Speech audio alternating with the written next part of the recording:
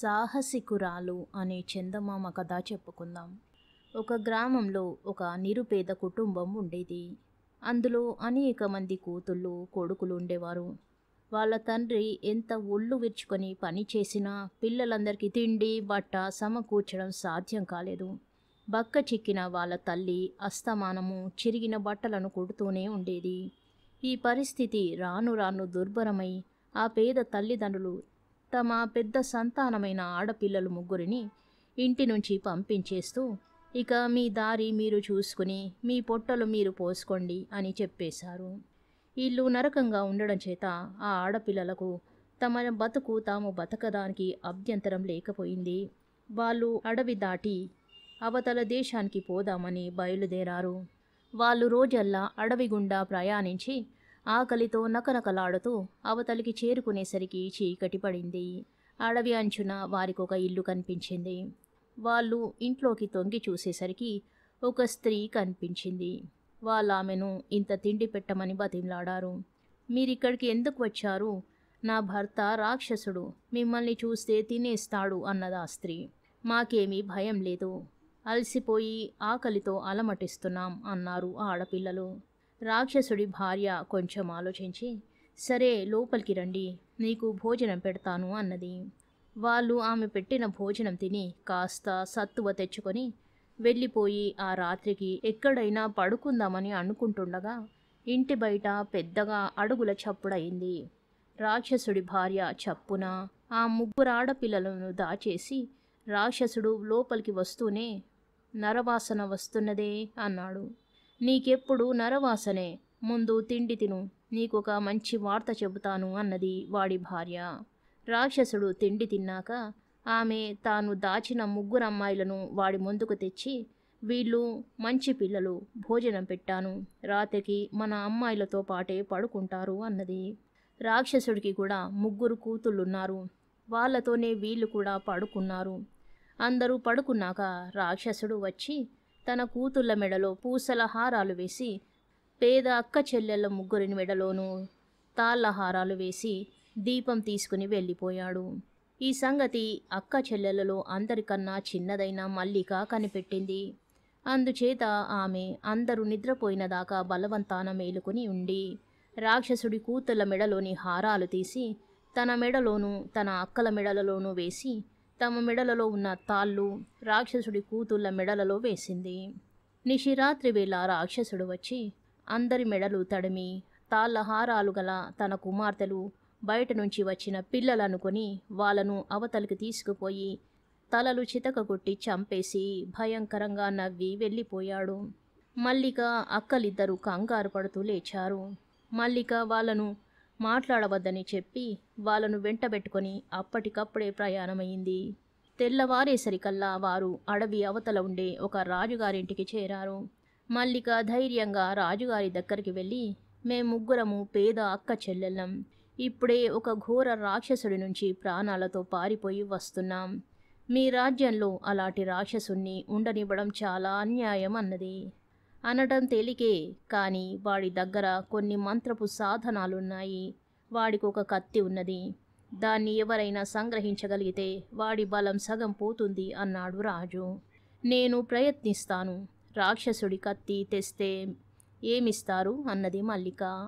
మీ పెద్దక్కను నా పెద్ద కొడుకు చేసుకుంటాను సరా అన్నాడు రాజు. అందుకు మల్లిక ఒప్పుకున్నది. రాజు ఆ ముగ్గురు పిల్లలకు తన భవనంలోనే భోజనం ఏర్పాటు చేయించాడు. ఆ రాత్రి మల్లిక ఒంటరిగా రాక్షసుడి ఇంటికి బయలుదేరి రాక్షసుడి కత్తి వాడు పడుకునే మంచం పక్కనే ఉండడం గమనించి వాడు తిండి తినే సమయంలో వాడి మంచం కింద దూరి దాక్కున్నది. రాక్షసుడు భుక్తాయాసంతో వచ్చి మంచం మీద పడుకుని వెంటనే ఘోరంగా గురక పెట్టసాగాడు.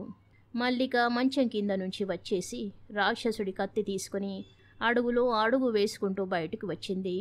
కానీ దురదృష్టవశాన కత్తి ద్వారబంధానికి తగిలి చప్పుడయింది.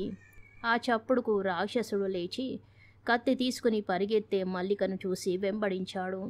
వాడు తనను అందుకునే లోపుగా మల్లిక చెంగు చెంగున లేడి పిల్లలా పరిగెడుతూ తాటి వంతెన మీదికి వచ్చి అవతలి గట్టు చేరింది. ఆ వంతెన ఒకే ఒక్క తాడుతో నేసినది. దానిమీద రాక్షసుడు అడుగుపెట్టాడో తాడు తెగి అగాధంలో పడి చేస్తాడు. అందుచేత వాడు పళ్ళు పటపట కొరుకుతూ, ఈసారి ఇటుగా వచ్చావో నీ ప్రాణాలు తీస్తాను అన్నాడు. మళ్ళీ వస్తాను, ఏం చేస్తావో చూస్తాను అంటూ మల్లిక రాజుగారింటికి వెళ్ళిపోయింది. రాక్షసుడి కత్తి దొరికినందుకు రాజు ఎంతో సంతోషించి తన వాగ్దానం ప్రకారం మల్లిక పెద్ద అక్కను తన పెద్ద కొడుకు చేసుకున్నాడు. తరువాత ఆయన మల్లికతో, మల్లిక, ఆ రాక్షసుడి దగ్గర ఒక తోలు సంచి ఉన్నది, దాన్ని కూడా తెచ్చావంటే నీ రెండో అక్కను నా రెండో కొడుకు చేసుకుంటాను అన్నాడు. సాహసికురాలైన మల్లిక సరేనని మరొక రాత్రి రాక్షసుడింటికి వెళ్ళి వాడు తిండి తినే సమయంలో వాడి మంచం మీద తడిమి చూసింది. రాజుగారు చెప్పిన తోలు సంచి రాక్షసుడి దిండు కిందనే ఉన్నది. కానీ ఆమె దాన్ని తీసుకుని పారిపోయే వ్యవధి లేకుండానే రాక్షసుడి అడుగులు వినిపించేసరికి ఆమె వాడి మంచం కింద దూరి దాక్కున్నది. రాక్షసుడి మంచం మీద నడుము వాలుస్తూనే గురకపెట్టి నిద్రపోయాడు. కొంచెంసేపు గడవనిచ్చి మల్లిక మంచం కింది నుంచి వచ్చి వాడి దిండు కింద నుంచి తోలు సంచిని సులువుగానే తీసేయగలిగింది. అయితే ఆమె ద్వారం వద్దకు పోతుండగా చీకటిలో ఆమె కాలికి ఒక కుండ తగిలి అది బొర్లి చప్పుడు చేసింది. రాక్షసుడు నిద్రలేచి మల్లికను తరిమాడు. అయినా ఈసారి కూడా మల్లిక వాడికి చిక్కేలోగా తాటి వంతెన మీదికి వచ్చేయడం చేత వాడామెను ఏమీ చెయ్యలేకపోయాడు. మల్లిక తెచ్చిన తోలు సంచి తీసుకుని రాజుగారు మల్లిక చిన్న అక్కను తన రెండో కొడుకు చేసుకున్నాడు. పెళ్ళి హడావుడి ముగియగానే రాజు మల్లికతో, మల్లిక, రాక్షసుడి వేలికి ఒక ఉంగరం ఉన్నది, దాన్ని కూడా తీసుకురాగలిగినవా? రాక్షసుడి బాధ పూర్తిగా పోయినట్టే. దాన్ని తీసుకురావడం చాలా ప్రమాదకరం, కానీ ఎలాగైనా తీసుకురాగలిగితివా? నిన్ను నా మూడో కొడుకు చేసుకుంటాను అన్నాడు. ఆ ఉంగరంతో రాక్షసుడి ఆట కట్టయ్యేటట్టుంటే ఎంత ప్రమాదమైనా వెనకాడను. నేను వెళ్ళి వాడి ఉంగరం తెస్తాను అన్నది మల్లిక.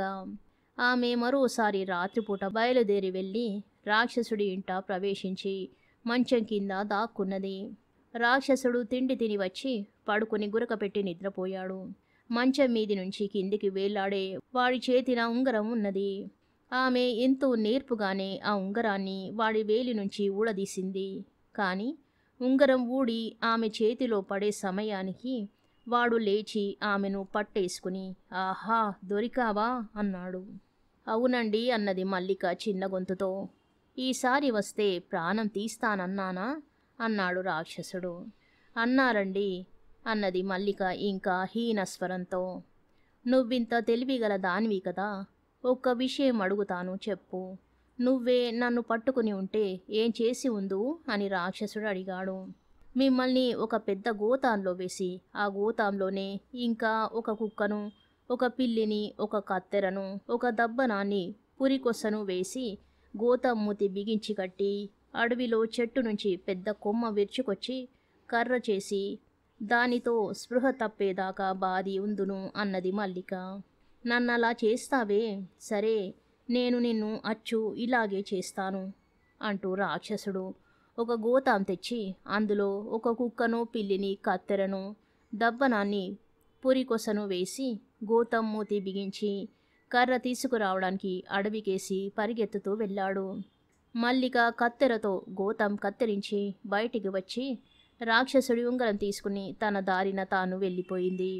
కొంచెం సేపట్లో రాక్షసుడు ఒక చెట్టుకు చెట్టే విరుచుకొచ్చి దానితో కాలి గోతాన్ని బాధసాగాడు. మల్లిక రాక్షసుడి ఉంగరం తెచ్చి ఇవ్వగానే రాజు ఆమెను తన మూడో కొడుకు చేసుకున్నాడు. కూతుళ్ళు పోయి కత్తి, సంచి, ఉంగరము పోయి రాక్షసుడు జీవోత్సవంలాగా అయిపోయాడు. అటు తరువాత వాడెవరిని బాధించలేదు. వాడేమైపోయాడో కూడా ఎవరికీ తెలియరాలేదు. కథ సమాప్తం. శుభం.